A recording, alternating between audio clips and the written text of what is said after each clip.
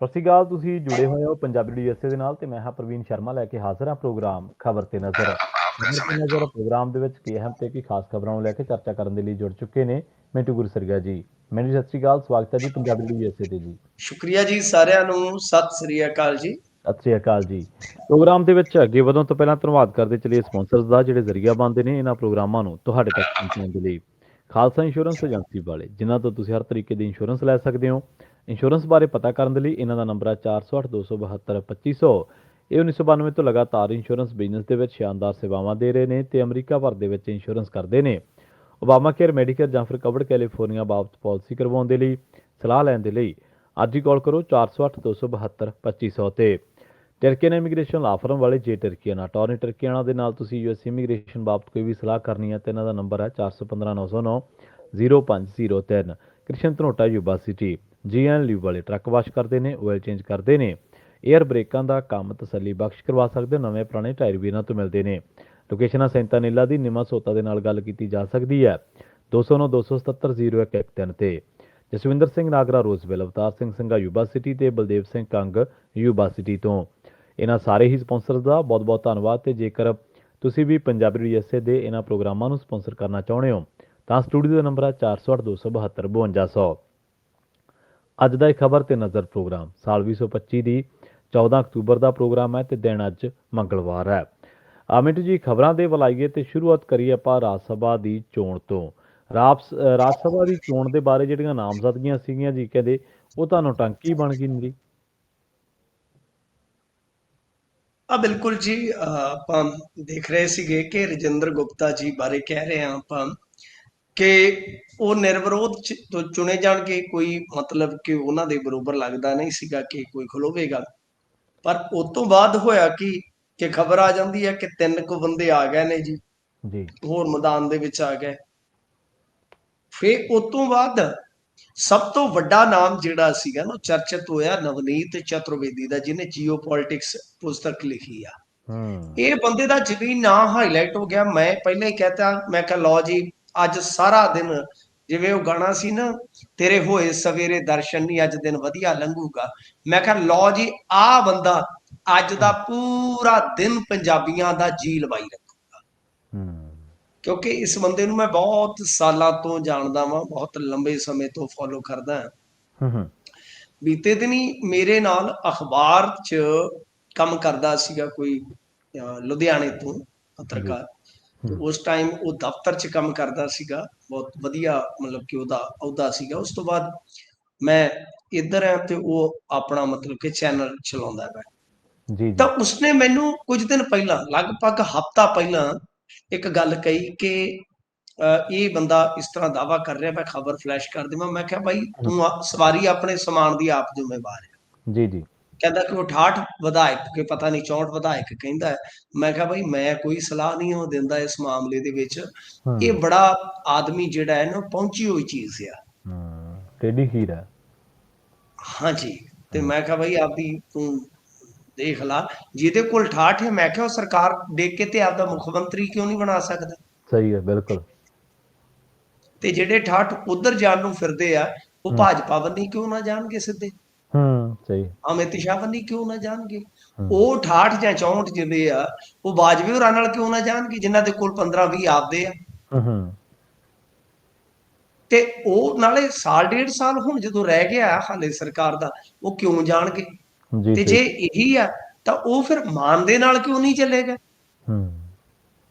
ਜੇ ਅੱਜ ਚਤੁਰਵੇਦੀ ਇਹ ਗੱਲ ਕਹਿੰਦਾ ਆ ਕਿ ਬਈ ਉਹ ਲੋਕਾਂ ਦੇ ਵਿੱਚ ਜਾਣ ਜੋਗੇ ਰਹਿ ਜਾਣਗੇ, ਤਾਂ ਪ੍ਰਵੀਨ ਜੀ ਬੜਾ ਸਰਲ ਆ, ਬੜਾ ਮਤਲਬ ਕਿ ਸਾਦਾ ਆਪਣਾ ਇੱਕ ਲੌਜਿਕ ਹੋ ਸਕਦਾ ਹੈ ਨਾ, ਕਿ ਫਿਰ ਮਾਨ ਦੇ ਨਾਲ ਆਉਣ 'ਚ ਤੇ ਉਹਨਾਂ ਨੂੰ ਲੋਕਾਂ 'ਚ ਜਾਣ 'ਚ ਦੁੱਗਣਾ ਵਾਧਾ ਸੀ।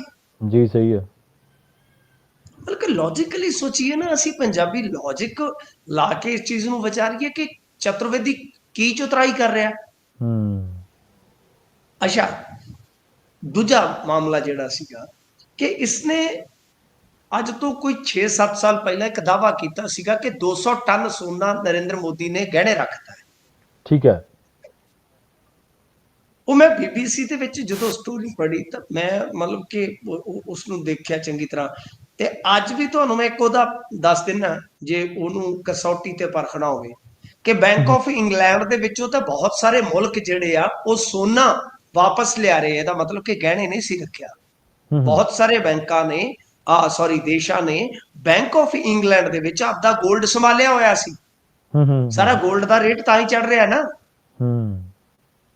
ਕਿਉਂਕਿ ਡਾਲਰ ਦੀ ਲੜਾਈ ਦੇ ਵਿੱਚ ਅਸਲ ਚ ਕੀ ਆ ਕਿ ਇਹ ਮੁਲਕ ਜਿਹੜੇ ਆ ਉਹ ਆਪਣਾ 골ਡ ਭੰਡਾਰ ਹੁਣ ਤਗੜਾ ਕਰ ਰਿਹਾ। ਇੰਡੀਆ ਨੇ ਵੀ ਬਹੁਤ ਸਾਰਾ 골ਡ ਭੰਡਾਰ ਤਗੜਾ ਕੀਤਾ ਆਪਣਾ। ਤਾਂ ਫਿਰ ਤੁਸੀਂ ਉਸ ਨੂੰ ਕਸੌਟੀ ਤੇ ਤਾਰਕਿਕ ਤਰੀਕੇ ਨਾਲ ਦੇਖ ਲਓ ਜੀ। ਤਾਂ ਉਸ ਪੁਸਤਕ ਤੇ ਵੀ ਤੁਸੀਂ ਦੇਖ ਲਓ, ਬੜੇ ਵੱਡੇ ਵੱਡੇ ਦਾਅਵੇ ਸਨ। ਮੈਂ ਉਧਰ ਨਹੀਂ ਜਾਵਾਂਗਾ, ਬੜਾ ਵੱਡਾ ਵਿਸ਼ਾ ਬਣ ਜਾਏਗਾ।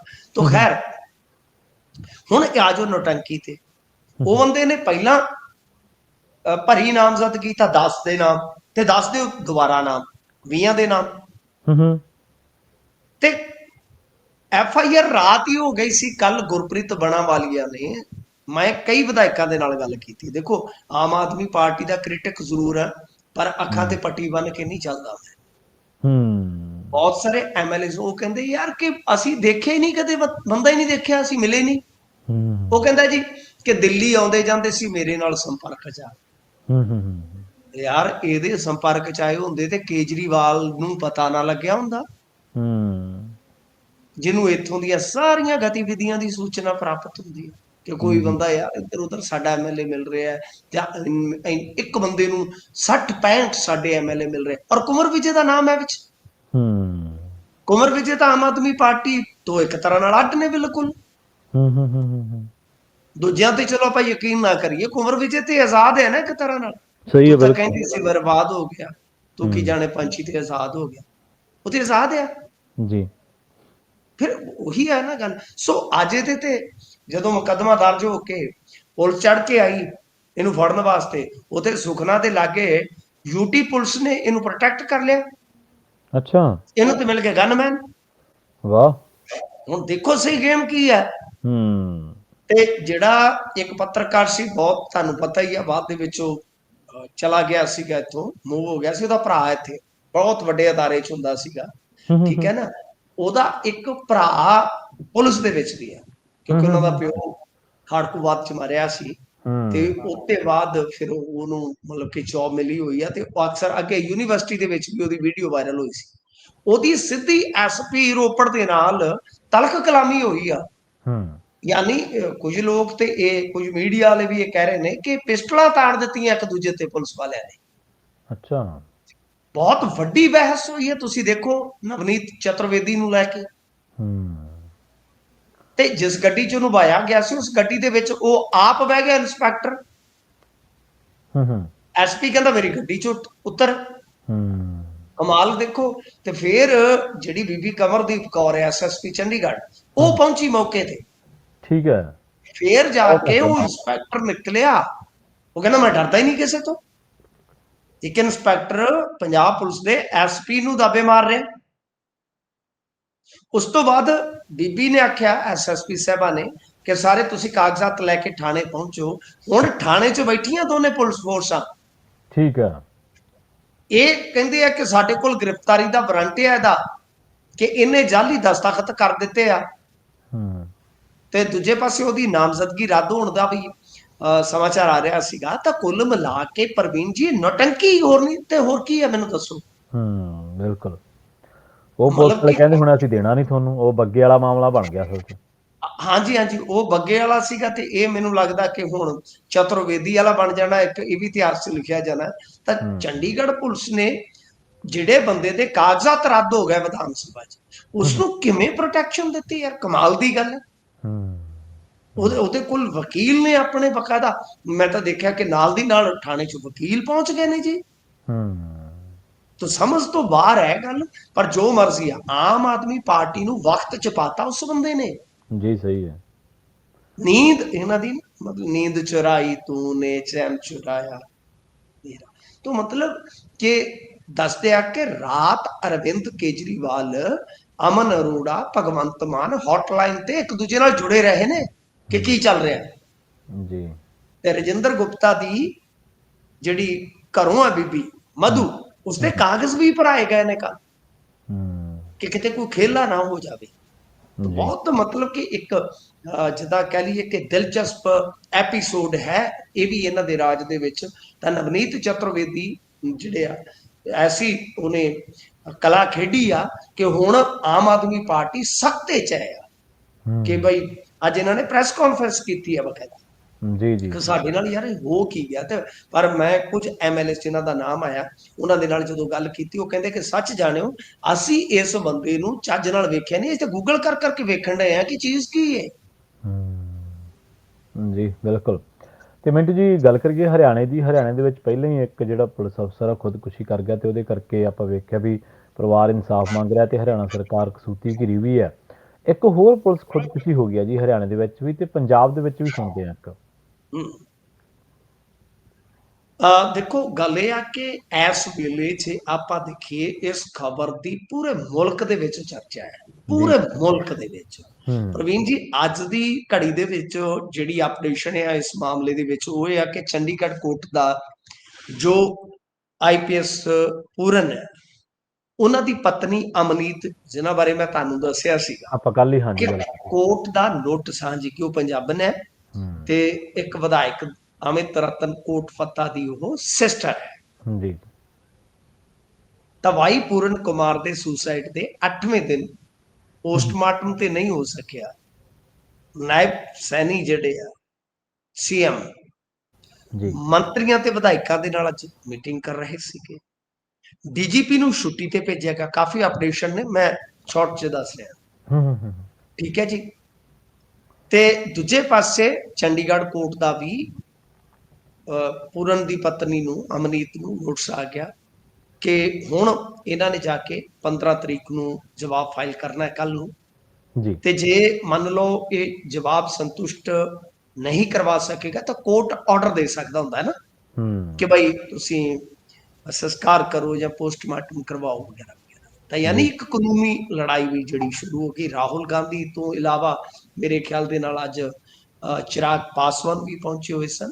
ਨੇਤਾਵਾਂ ਤਾਂ ਉੱਥੇ ਤਾਂਤਾ ਲੱਗਿਆ ਹੋਇਆ, ਇਹਦੇ ਚ ਕੋਈ ਸ਼ੱਕ ਨਹੀਂ ਹੈ। ਤਾਂ ਖੈਰ ਮਾਮਲਾ ਇੱਥੇ ਜੀ ਉਲਝਿਆ ਹੈ ਕਿ ਇਹਨਾਂ ਨੇ ਅੱਜ ਡੀਜੀਪੀ ਛੁੱਟੀ ਤੇ ਘਲਾਇਆ। ਐਸਪੀ ਨੂੰ ਗ੍ਰਿਫਤਾਰ ਕਰਨ ਦੀ ਵੀ ਡਿਮਾਂਡ ਹੈ ਪਰਿਵਾਰ ਦੀ। ਮੋਦੀ ਸਾਹਿਬ ਦਾ ਵਿਜ਼ਿਟ ਸੀ, ਫਿਲਹਾਲ ਜਿਹੜਾ ਹੈ ਨਾ ਉਹ ਟਲ ਗਿਆ ਲੱਗਦਾ ਹੈ। ਤਾਂ ਇੱਧਰ ਇੱਕ ਹੋਰ ਬਹੁਤ ਵੱਡਾ ਮਾਮਲਾ ਬਣ ਗਿਆ। ਹਰਿਆਣੇ ਦੇ ਵਿੱਚ ਇੱਕ ਏਐਸਆਈ ਖੁਦਕੁਸ਼ੀ ਕਰਦਾ ਹੈ ਸਾਹਿਬ। ਅੱਛਾ। ਤੇ ਮਰਨ ਤੋਂ ਪਹਿਲਾਂ ਵੀਡੀਓ ਬਣਾਉਂਦਾ ਹੈ ਤੇ ਮਤਲਬ ਕਿ ਖੇਤ ਦੇ ਇੱਕ ਸ਼ਾਇਦ ਕਮਰੇ ਜਿਹੇ ਚ ਉਹਦਾ ਵੀਡੀਓ ਆ ਤੇ ਮੈਂ ਵੇਖਿਆ ਪੂਰਾ ਵੀਡੀਓ। ਉਹਦੇ ਵਿੱਚ ਉਹ ਕਹਿੰਦਾ ਆ ਜੋ ਮਤਲਬ ਕਿ ਉਹਦਾ ਨੋਟ ਵੀ ਹੈ, ਸੁਸਾਈਡ ਨੋਟ ਵੀ ਆ। ਜੀ ਜੀ। ਸਾਈਬਰ ਸੈੱਲ ਦੇ ਵਿੱਚ ਸ਼ਾਇਦ 1 ਸਾਲ ਤੋਂ ਇਹ ਤੈਨਾਤ ਸੀਗਾ। ਉਸਨੇ ਜਿਹੜੀ ਗੱਲ ਕਹੀ ਆ ਉਹ ਤੇ ਪੂਰਨ ਤੇ ਹੀ ਦੋਸ਼ ਲਾ ਰਿਹਾ ਜੀ। ਤੇ ਉਹ ਕਹਿ ਰਿਹਾ ਕਿ ਸੱਚ ਨੂੰ ਸਾਬਤ ਕਰਨ ਲਈ ਜਾਂ ਲੋਕਾਂ ਨੂੰ ਜਗਾਉਣ ਵਾਸਤੇ ਜਿਵੇਂ ਭਗਤ ਸਿੰਘ ਨੂੰ ਆਪਣਾ ਬਲੀਦਾਨ ਦੇਣਾ ਪਿਆ ਸੀ ਤਾਂ ਮੈਂ ਵੀ ਆਪਣਾ ਬਲੀਦਾਨ ਦੇ ਰਿਹਾ। ਅੱਛਾ। ਉਹ ਕਹਿੰਦਾ ਹੈ ਕਿ ਕਰਪਸ਼ਨ ਕੇਸ ਦੇ ਵਿੱਚ ਬਦਨਾਮੀ ਤੋਂ ਡਰ ਤੋਂ ਆਈਪੀਐਸ ਪੂਰਨ ਨੇ ਸੁਸਾਈਡ ਕੀਤਾ ਸੀ।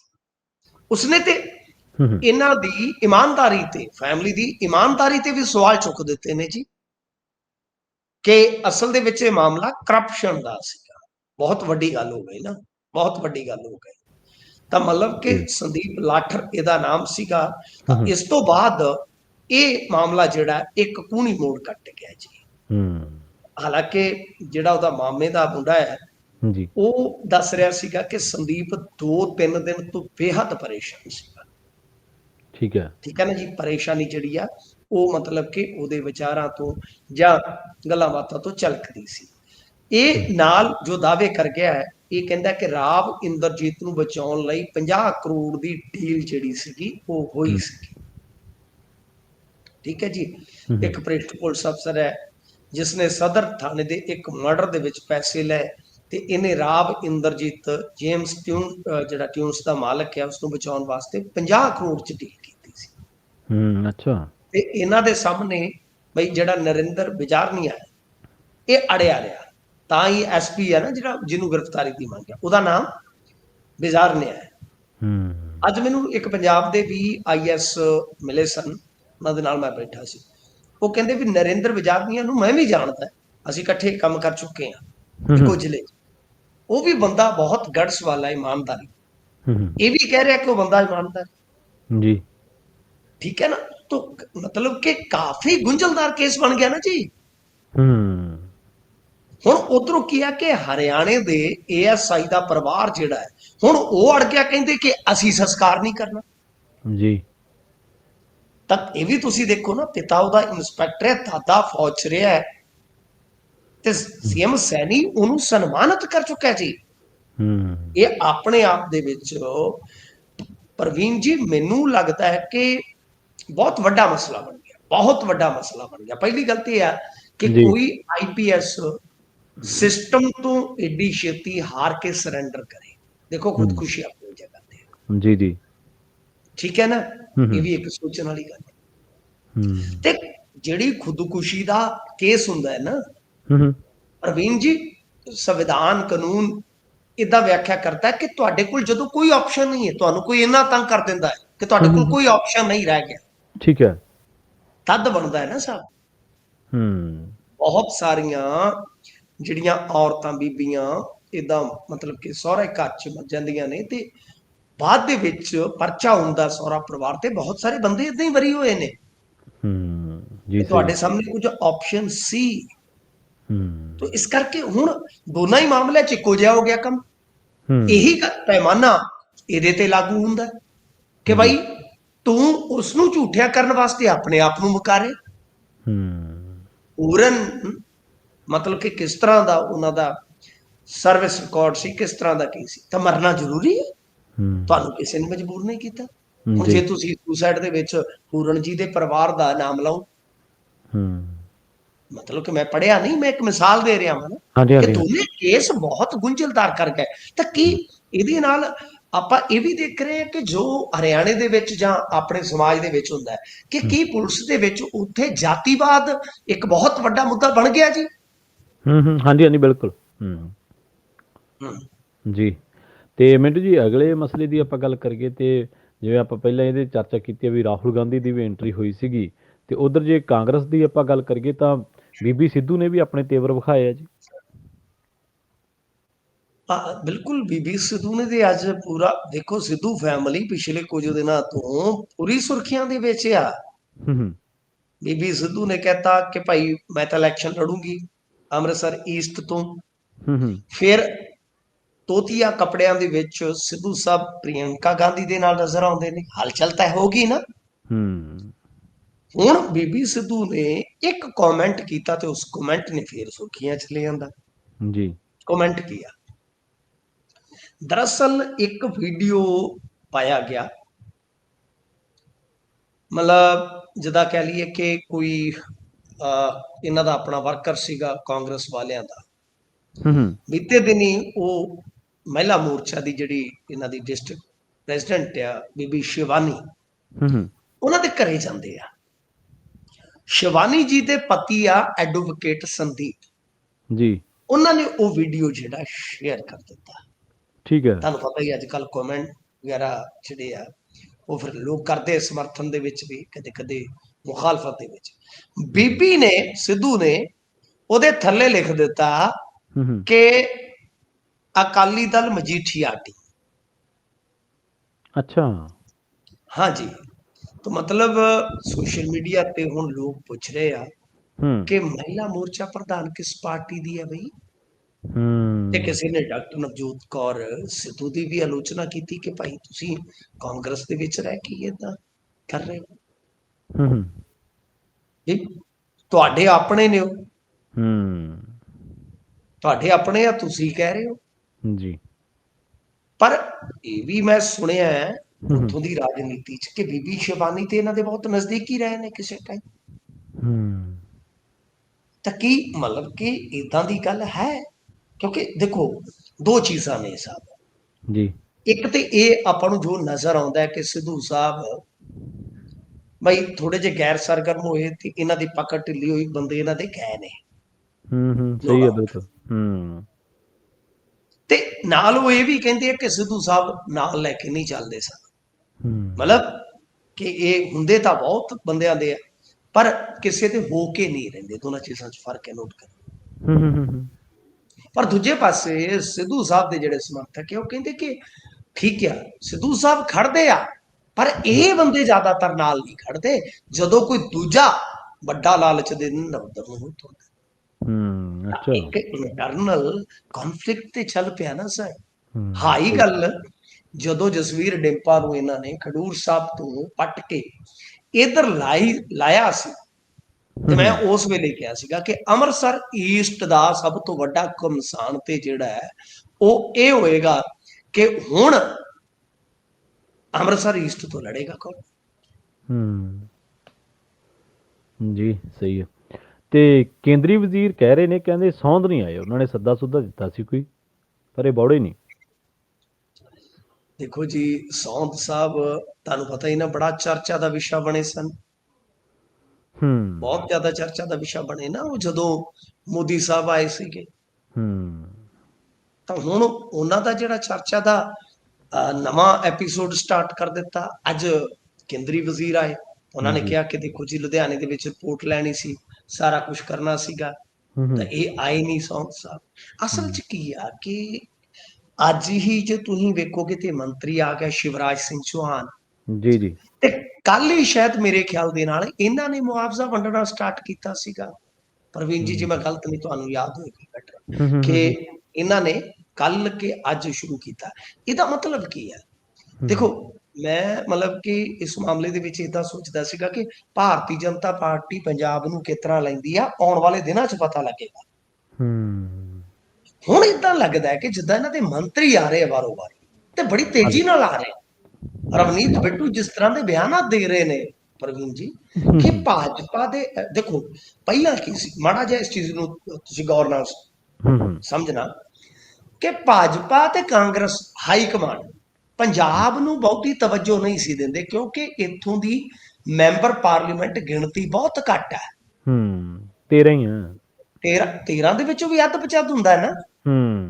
ਕਾਂਗਰਸ ਦੀਆਂ ਪੱਕੀਆਂ ਨੇ ਮੈਂਬਰ ਪਾਰਲੀਮੈਂਟ ਸੀਟਾਂ, ਉਹ ਕੱਢ ਦਿਓ, ਕੁਝ ਮਤਲਬ ਕਿ ਆਦਰਸ ਦੀਆਂ ਕੱਢ ਦਿਓ।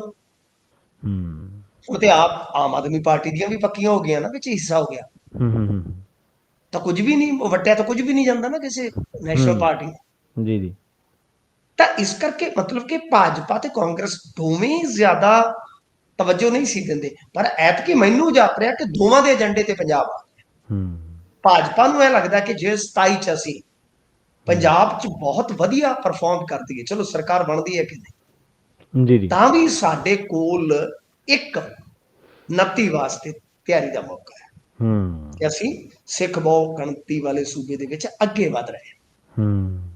ਜਿਵੇਂ ਉਹਨਾਂ ਨੇ ਕਸ਼ਮੀਰ ਨੂੰ ਕਿਹਾ ਸੀਗਾ ਕਿ ਅਸੀਂ ਕਸ਼ਮੀਰ 'ਚ ਸਰਕਾਰ ਬਣਾਉਣ 'ਚ ਕਾਮਯਾਬ ਹੋਏ, ਜਦੋਂ ਬੀਬੀ ਮਹਿਬੂਬਾ ਨਾਲ ਬਣਾਈ ਸੀ, ਯਾਦ ਹੋਣਾ ਤੁਹਾਨੂੰ। ਮਤਲਬ, ਤੇ ਦੂਜੇ ਪਾਸੇ ਕਾਂਗਰਸ ਨੂੰ ਵੀ ਇਹ ਲੱਗਦਾ ਹੈ ਕਿ ਜੇ ਅਸੀਂ 27 ਚ ਪੰਜਾਬ ਨੂੰ ਜਿੱਤ ਲੈਂਦੇ ਹਾਂ, ਤਾਂ ਫਿਰ 29 ਵਾਲਾ ਸਫ਼ਰ ਇੱਥੋਂ ਹੀ ਸਟਾਰਟ ਕੀਤਾ ਜਾ ਸਕਦਾ ਹੈ ਕਿ ਲਓ ਜੀ, ਸਿੱਖ ਬਹੁ ਗਿਣਤੀ ਸੂਬੇ ਚ ਕਾਂਗਰਸ ਚੜ੍ਹਤ ਜਾ ਗਈ। ਤਾਂ ਕਹਿਣ ਦਾ ਮਤਲਬ ਹੈ ਕਿ ਇਹ ਚੀਜ਼ ਭਾਜਪਾ ਵੀ ਨੈਸ਼ਨਲ ਲੈਵਲ ਤੇ ਸੋਚ ਰਹੀ ਆ, ਤੇ ਨੈਸ਼ਨਲ ਪਾਰਟੀ ਤੋਂ ਹੁਣ ਆਮ ਆਦਮੀ ਪਾਰਟੀ ਵੀ ਤਿੰਨੇ ਹੀ ਨੈਸ਼ਨਲ ਹੋ ਗਈਆਂ ਮੇਰੇ ਖਿਆਲ ਦੇ ਨਾਲ। ਹੁਣ ਆਪਾਂ ਦੇਖੀਏ ਤਾਂ ਹੈ ਕਿਤੇ ਨਾ ਕਿਤੇ ਭੇਡ ਚੱਲੇਗਾ, ਤਾਂ ਕੋਨਾ ਤੇ ਸਮਝੋ ਕਿ ਹੋ ਗਿਆ ਮਾਮਲਾ। ਤੇ ਜਿਹੜੀ ਤਰਨ ਤਾਰਨ ਵਾਲੀ ਜ਼ਿਮਨੀ ਚੋਣ ਆ, ਉਹ ਵੀ ਤੁਸੀਂ ਦੇਖਣਾ ਕਿ ਮੇਰੇ ਖਿਆਲ ਦੇ ਨਾਲ ਉਹਦੇ ਚ ਭਾਜਪਾ ਠੀਕ ਆ, ਬਹੁਤ ਪਿੱਛੇ ਰਹਿ ਜਾਏਗੀ, ਐਸਾ ਮੇਰਾ ਮੰਨਣਾ ਹੈ। ਪਰ ਟੱਕਰ ਉਹ ਵੀ ਲਗਭਗ ਤਕੋਨੀ ਇਸ ਤਰ੍ਹਾਂ ਹੀ ਬਣ ਜਾਏਗੀ, ਕੋਈ 5-7% ਦਾ ਕੋਈ ਫਰਕ ਰਹਿ ਜਾਵੇ ਤਾਂ ਰਹਿ ਜਾਵੇ, ਪਰ ਮਤਲਬ ਕਿ ਤਕੋਨੀ ਟੱਕਰ ਉੱਥੇ ਵੀ ਵੇਖਣ ਨੂੰ ਮਿਲੇਗੀ। ਤਾਂ ਤਕੋਨੀ ਟੱਕਰ ਹੀ 27 ਚ ਵੀ ਲਗਭਗ ਬਣ ਜਾਏਗੀ ਇਹਨਾਂ ਦਾ, ਜਿਸ ਤਰ੍ਹਾਂ ਦਾ ਮੈਨੂੰ ਚੱਜ ਵਿਹਾਰ ਲੱਗ ਰਿਹਾ ਸੀ। ਨਾਲੇ ਮਿੰਟੂ ਜੀ, ਤਰਨ ਦੇ ਵਿੱਚ ਉਹ ਪਿੱਛੇ ਵੀ ਰਹਿ ਜਾਣ, ਉਹਨਾਂ ਨੇ ਕਿਹੜਾ ਚੋਣਾਂ ਲੜਨੀਆਂ ਛੱਡਣੀਆਂ, ਫਿਰ ਉਹ ਤਾਂ 2 ਸੀਟਾਂ ਤੋਂ ਚੱਲਿਆ ਤੇ ਇਸ ਟਾਈਮ ਅਗਲੇ ਸਰਕਾਰ ਬਣਾਈ ਬੈਠੇ ਨਾ। ਉਹਨਾਂ ਦੀ ਪੋਲਿਟਿਕਸ ਕਰਨ ਦਾ ਤਰੀਕਾਕਾਰ ਹੀ ਕੁਛ ਹੋਰ ਹੈ। ਇਹ ਆਮ ਆਦਮੀ ਪਾਰਟੀ ਵਾਲੇ ਨਾ ਅਸਲ ਦੇ ਵਿੱਚ ਇਹਨਾਂ ਨੂੰ ਇਹ ਲੱਗਦਾ ਸੀਗਾ ਵੀ ਸਾਰੀਆਂ ਧਿਰਾਂ ਕਾਂਗਰਸ ਜਾਂ ਅਕਾਲੀ ਦਲ ਵਰਗੀਆਂ ਹੀ ਆ, ਵੀ ਇਹਨਾਂ ਨੂੰ ਸੋਸ਼ਲ ਮੀਡੀਆ ਤੇ ਵਕਤ ਪਾਈ ਰੱਖੋ ਤੇ ਬਸ। ਦੂਜਾ ਐਂਡ ਕਿ ਉਹਨਾਂ ਨੇ ਜਿਹੜੀ ਹੜ੍ਹਾਂ ਦੇ ਮਾਮਲੇ 'ਚ ਬਾਂਹ ਮਰੋੜੀ ਆ ਨਾ ਮਿੰਟੂ ਜੀ, ਇਹਨਾਂ ਦੀ ਨਾਨੀ ਚੇਤੇ ਕਰਾ ਦਿੱਤੀ। ਉਹਨਾਂ ਨੇ 24 ਮੰਤਰੀ ਆ ਚੁੱਕੇ ਨੇ ਹੁਣ ਤੱਕ, ਕੇਂਦਰੀ ਗੇੜੇ ਲਾ ਚੁੱਕੇ ਨੇ ਪੰਜਾਬ ਦੇ ਹੜ੍ਹਾਂ ਤੋਂ ਬਾਅਦ। ਮੈਂ ਤਾਂ ਤੁਹਾਨੂੰ ਦੱਸ ਰਿਹਾ ਨਾ ਕਿ ਬਹੁਤ ਮੰਤਰੀ ਆ ਰਹੇ ਉਹਨਾਂ ਦੇ, ਤੇ ਹੋ ਸਕਦਾ ਕਿ ਐਂਡ ਦੇ ਵਿੱਚ ਕੋਈ ਨਾ ਕੋਈ ਉਹ ਐਸਾ ਪੰਜਾਬ ਵਾਸਤੇ ਕੋਈ ਪੈਕੇਜ ਪਤਾ ਹੋਵੇ। ਖੇਡ ਜਾਣ ਜਿਹਦੇ ਨਾਲ ਬਹੁਤ ਜ਼ਿਆਦਾ ਉਹਨਾਂ ਨੂੰ ਵਾਧਾ ਮਿਲ ਜਾਵੇ, ਕਿਉਂਕਿ ਇਹਨਾਂ ਦੇ ਕੋਲ ਤੇ ਲਾਉਣ ਲਈ ਪੈਸਾ ਵੀ ਨਹੀਂ ਹੈ ਨਾ ਫਿਲਹਾਲ। ਜੀ। ਤੇ ਰਾਜਵੀਰ ਜਵੰਦਾ ਦੀ ਮੌਤ ਦੇ ਵਿੱਚ ਮਿੰਟੂ ਜੀ ਨਵੇਂ ਖੁਲਾਸੇ ਬਾਰੇ ਖਬਰਾਂ ਆ ਰਹੀਆਂ ਜੀ। ਕੁਛ ਮਤਲਬ ਕਿ ਉਹਦੇ ਚ ਕੋਈ ਜ਼ਿਆਦਾ ਵੱਡਾ ਖੁਲਾਸਾ ਸ਼ਬਦ ਵੈਸੇ ਆਪਾਂ ਕਹਿ ਦਿੰਦੇ ਆ, ਯੂਜ਼ ਕਰ ਲੈਂਦੇ ਆ, ਪਰ ਮੇਰੇ ਖਿਆਲ ਦੇ ਨਾਲ ਖੁਲਾਸਾ ਨਹੀਂ, ਉਹਦੇ ਵਿੱਚ ਕੁਝ ਚੀਜ਼ਾਂ ਸਪਸ਼ਟ ਕਹਿ ਲਓ ਕਿ ਇੱਕ ਤੇ ਇਹ ਆ ਕਿ ਕਿਉਂਕਿ ਹੁਣ ਪਟੀਸ਼ਨ ਪੈ ਰਹੀ ਹੈ, ਪਟੀਸ਼ਨ ਦੇ ਵਿੱਚ ਸਾਰੀਆਂ ਚੀਜ਼ਾਂ ਸਾਫ਼ ਕਰਨੀਆਂ ਪੈਂਦੀਆਂ ਕਿ ਐਕਚੁਅਲ ਚ ਇਹ ਐਕਸੀਡੈਂਟ ਜਿਹੜਾ ਸੀਗਾ ਉਹ ਹਰਿਆਣੇ ਦੀ ਜਿਊਰਿਸਡਿਕਸ਼ਨ ਚ ਹੋਇਆ, ਨਾ ਕਿ ਹਿਮਾਚਲ। ਜੀ ਅੱਛਾ, ਠੀਕ ਆ। ਹਾਂਜੀ। ਤੇ ਜਵੰਦਾ ਨੂੰ ਮਤਲਬ ਜਿਹੜਾ ਪੰਜੌਰ ਹੈ ਨਾ, ਜਦੋਂ ਆਪਾਂ ਬਾਹਰ ਨਿਕਲਦੇ ਹਾਂ ਪੰਚਕੂਲੇ ਤੋਂ, ਪੰਜੌਰ ਗਾਰਡਨ ਪੰਜੌਰ ਆ ਗਿਆ, ਉਤੋਂ ਨਾਲੋਂ ਹੀ ਬੱਦੀ ਨੂੰ ਨਿਕਲਦਾ ਹੈ। ਠੀਕ ਹੈ ਨਾ ਜੀ, ਹਾਈਵੇ ਬਿਲਕੁਲ ਨਾਲ, ਤੇ ਸਿੱਧਾ ਪਰਾਂ ਨੂੰ ਚਲੇ ਜਾਂਦਾ ਪਰਮਾਣੂ ਵਾਲੇ ਸਾਈਡ। ਮੈਂ ਕਾਫੀ ਜਾਂਦਾ ਰਹਿਣਾ, ਤਾਂ ਮੈਂ ਮਾੜਾ ਜਿਹਾ ਦੱਸ ਰਿਹਾ ਤੁਹਾਨੂੰ। ਤਾਂ ਉੱਥੇ ਮਤਲਬ ਕਿ ਇੱਕ ਤਰ੍ਹਾਂ ਨਾਲ ਕਹਿ ਲਓ ਕਿ ਟ੍ਰਾਇੰਗੂਲਰ ਜਿਹਾ ਬਣ ਜਾਂਦਾ ਹੈ, ਹਰਿਆਣਾ ਇੱਕ ਸਾਈਡ ਹੈ, ਹਿਮਾਚਲ ਇੱਕ ਸਾਈਡ ਹੈ। ਚਲੋ ਫਿਰ ਆਪਾਂ ਜੇ ਵੇਖੀਏ ਤੇ ਪੰਜਾਬ ਵੀ ਕੋਈ ਬਹੁਤੀ ਦੂਰ ਨਹੀਂ ਰਹਿ ਜਾਂਦਾ ਉੱਥੋਂ ਸਟਾਰਟ ਹੋਣ ਦਾ, ਮਤਲਬ ਕਿ ਇਦਾਂ ਬਣ ਜਾਂਦੇ ਆ ਕੁਛ ਰਾਜ। ਤਾਂ ਗੱਲ ਇਹ ਆ ਕਿ ਇਹ ਸਾਰਾ ਕੁਛ ਜਿਹੜਾ ਉਹ ਹੋਇਆ ਮਤਲਬ ਕਿ ਸੈਕਟਰ 30 ਪੁਆਇੰਟ ਦੇ ਨੇੜੇ। ਜੀ ਜੀ, ਠੀਕ ਹੈ ਜੀ। ਅਵਾਰਾ ਪਸ਼ੂ ਚ ਹੀ ਜਵੰਦਾ ਬਚਿਆ, ਜਿਹੜਾ ਗੱਡੀ ਦਾ ਕਹਿ ਰਹੇ ਸੀ ਕਿ ਸ਼ਾਇਦ ਨਹੀਂ, ਕਿਉਂਕਿ ਇੱਕ ਪਟੀਸ਼ਨ ਤਿਆਰ ਹੋ ਰਹੀ ਹੈ। ਜਦੋਂ ਪਟੀਸ਼ਨ ਤਿਆਰ ਹੋ ਗਈ ਤਾਂ ਮੇਨ ਤੇ ਇਹੀ ਦੇਖਿਆ ਜਾਊਗਾ ਨਾ ਹੋਇਆ ਕਿੱਥੇ। ਹਾਂਜੀ ਹਾਂਜੀ ਬਿਲਕੁਲ। ਫਿਰ ਇਹ ਹੈ ਕਿ ਐਨਸ਼ੋਰੀ ਮਲਟੀ ਸਪੈਸ਼ਲਿਸਟ ਜਿਹੜੀ ਸਪੈਸ਼ਲਿਟੀ ਹਸਪਤਾਲ ਹੈ ਉੱਥੇ ਲੈ ਗਏ, ਤਾਂ ਪਰ ਉਹਨਾਂ ਨੇ ਇਲਾਜ ਕਰਨ ਤੋਂ ਮਨਾ ਕਰ ਦਿੱਤਾ। ਫਿਰ ਪੰਚਕੂਲਾ ਸੈਕਟਰ 6 ਦੇ ਸਿਵਲ ਹਸਪਤਾਲ ਰੈਫਰ ਕੀਤਾ ਗਿਆ। ਇਹਦਾ ਮਤਲਬ ਹੈ ਕਿ ਹਰਿਆਣੇ ਦਾ ਜੂਰਿਸਡਿਕਸ਼ਨ ਸੀ, ਤਾਂ ਹੀ ਪੰਚਕੂਲਾ ਸਿਵਲ ਹਸਪਤਾਲ, ਤੇ ਫਿਰ ਉੱਥੋਂ ਗਾ ਫੋਰਟ ਈਸਟ ਚਲੇ ਜਾਂਦਾ। ਠੀਕ ਹੈ ਜੀ।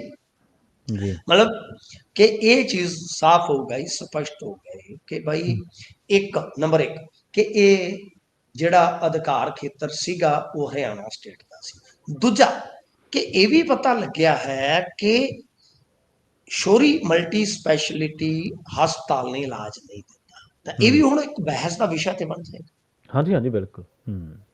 ਠੀਕ ਹੈ ਨਾ ਜੀ, ਬਈ ਮਤਲਬ ਕਿ ਇਹ ਤਾਂ ਦੇਖਣਾ ਹੋਏਗਾ ਨਾ ਕਿ ਤੁਹਾਨੂੰ ਘੱਟੋ ਘੱਟ ਬਈ ਦਵਾਈਆਂ ਵਗੈਰਾ ਜਿਹੜੀਆਂ ਦੇਣੀਆਂ ਚਾਹੀਦੀਆਂ ਸੀ। ਇਮੇਟ ਜੀ ਇਹ ਤਾਂ ਹੋਣਾ ਚਾਹੀਦਾ ਵੀ ਚਲੋ ਐਕਸੀਡੈਂਟ ਜਿੱਥੇ ਮਰਜ਼ੀ ਹੋ ਗਿਆ ਹੋਵੇ, ਘੱਟੋ ਘੱਟ ਫਸਟ ਏਡ ਤਾਂ ਬੰਦੇ ਨੂੰ। ਹਸਪਤਾਲ ਦੀ ਆਪਾਂ ਪਲੀਜ਼ ਇੱਕ ਮਿੰਟ ਸੁਣਿਓ, ਹਸਪਤਾਲ ਦੀ ਸਫਾਈ ਵੀ ਦੇਖੀਏ, ਉਹਨਾਂ ਦਾ ਵਰਸ਼ਨ ਜ਼ਰੂਰੀ, ਨਹੀਂ ਤਾਂ ਬਹੁਤ ਗਲਤ ਹੋ ਜਾਏਗਾ।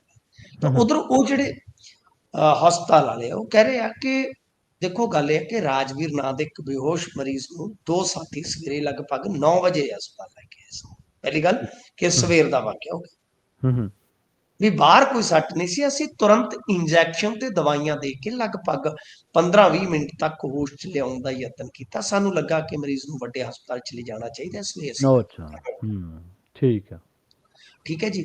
ਉਹਨਾਂ ਨੇ ਕਿਹਾ ਕਿ ਉਸ ਸਮੇਂ ਇਹ ਨਹੀਂ ਸੀ ਪਤਾ ਕਿ ਇਹ ਜ਼ਖਮੀ ਵਿਅਕਤੀ ਜਿਹੜਾ ਹੈ ਉਹ ਕੋਈ ਬਹੁਤ ਵੱਡਾ ਸਿੰਗਰ ਹੈ ਜੀ।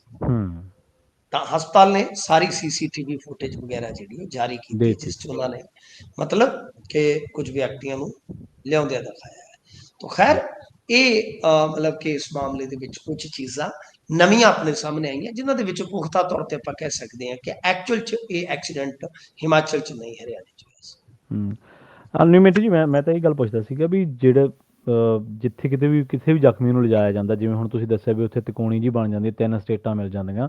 ਮੈਨੂੰ ਲੱਗਦਾ ਵੀ ਜਿਵੇਂ ਡੱਬ ਵਾਲੀ ਦੇ ਨੇੜੇ ਤੇੜੇ ਜਾ ਕੇ ਉੱਧਰੋਂ ਹਰਿਆਣਾ ਆ ਜਾਂਦਾ, ਇੱਧਰੋਂ ਪੰਜਾਬ ਲੱਗ ਜਾਂਦਾ, ਉੱਧਰੋਂ ਰਾਜਸਥਾਨ ਵੀ ਛੇਤੀ ਸ਼ੁਰੂ ਹੋ ਜਾਂਦਾ ਨੇੜੇ ਉੱਥੇ, ਉਸ ਹਿਸਾਬ ਜਿਹਦਾ ਹੋਣਾ ਜਿਓਗ੍ਰਾਫੀਕਲੀ। ਪਰ ਕੀ ਇਹ ਵੇਖਿਆ ਜਾਂਦਾ ਵੀ ਕਿੱਥੇ ਹੋਇਆ ਤੇ ਫਿਰ ਉਸੇ ਜਿਊਰੀਡਿਕਸ਼ਨ ਦੇ ਨਾਲ ਸੰਬੰਧਿਤ ਹਸਪਤਾਲ ਦੇ ਵਿੱਚ ਲਿਜਾਇਆ ਜਾਵੇ?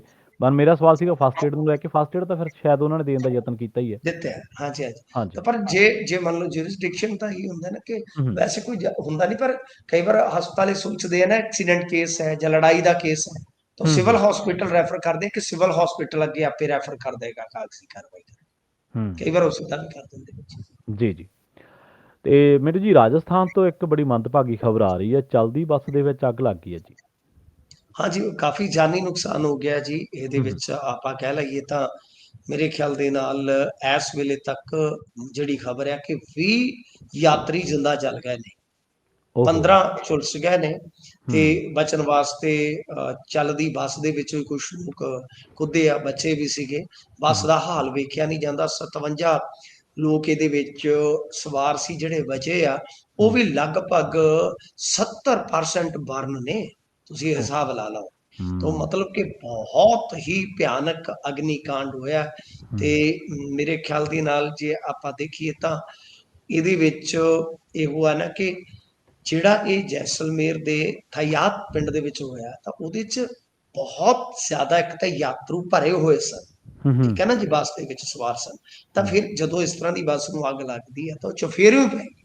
ਹੂੰ ਤਾਂ ਬਹੁਤ ਘੱਟ ਚਾਂਸ ਸੀ ਲੋਕਾਂ ਕੋਲ ਬਚਣ ਦਾ। ਸੋ ਬਹੁਤ ਮੰਦਭਾਗੀ ਘਟਨਾ ਵਾਪਰ ਗਈ ਹੈ ਜੀ। ਅੱਗ ਜੀ ਦਾ ਗੋਲਾ ਬਣ ਗਈ ਬੱਸ। ਜੀ ਬਹੁਤ ਮੰਦਭਾਗੀ ਘਟਨਾ। ਮਿੰਟੂ ਜੀ, ਜਿਹੜੇ 70% ਝੁਲਸੇ ਹੋਏ ਆ, ਪਤਾ ਨਹੀਂ ਉਹਨਾਂ ਨਾਲ ਕੀ ਬਣਨਾ ਹੈ, ਕਿਵੇਂ ਉਹਨਾਂ ਨੂੰ ਹਾਂਜੀ, ਜ਼ਿੰਦਗੀ ਮੌਤ ਦੀ ਜ਼ਿਆਦਾਤਰ ਲੜਾਈ ਹੈ। ਦੱਸਦੇ ਆ ਕਿ 60-70% ਬਰਨ ਨੇ। ਜੀ ਜੀ। ਮਿੰਟੂ ਜੀ, ਇਹਨਾਂ ਖਾਸ ਖਬਰਾਂ ਤੇ ਖਾਸ ਜਾਣਕਾਰੀਆਂ ਦੇ ਲਈ ਤੁਹਾਡਾ ਧੰਨਵਾਦ ਜੀ। ਸਤਿ ਸ਼੍ਰੀ ਅਕਾਲ ਸਤਿ ਸ੍ਰੀ ਅਕਾਲ। ਜੀ। ਪ੍ਰੋਗਰਾਮ ਖਬਰ ਤੇ ਨਜ਼ਰ ਦੇ ਵਿੱਚ ਆਪਣੇ ਨਾਲ ਜੁੜੇ ਸਨ ਮਿੰਟੂ ਗੁਰਸਰੀਆ ਜੀ, ਜਿਨ੍ਹਾਂ ਦੇ ਨਾਲ ਆਪਾਂ ਕੀ ਅਹਿਮ ਖਬਰਾਂ ਨੂੰ ਲੈ ਕੇ ਚਰਚਾ ਕੀਤੀ ਹੈ। ਵੇਲਾ ਹੋ ਗਿਆ ਤੁਹਾਡੇ ਤੋਂ ਇਜਾਜ਼ਤ ਲੈਣ ਦਾ। ਮੈਨੂੰ ਪ੍ਰਵੀਨ ਸ਼ਰਮਾ ਨੂੰ ਇੱਥੇ ਦਿਓ ਇਜਾਜ਼ਤ। ਜੁੜੇ ਰਹੋ ਪੰਜਾਬੀ ਰੇਡੀਓ USA ਦੇ ਨਾਲ। ਤੁਹਾਡਾ ਸਾਰਿਆਂ ਦਾ ਬਹੁਤ ਬਹੁਤ ਧੰਨਵਾਦ। ਸਤਿ ਸ਼੍ਰੀ ਅਕਾਲ।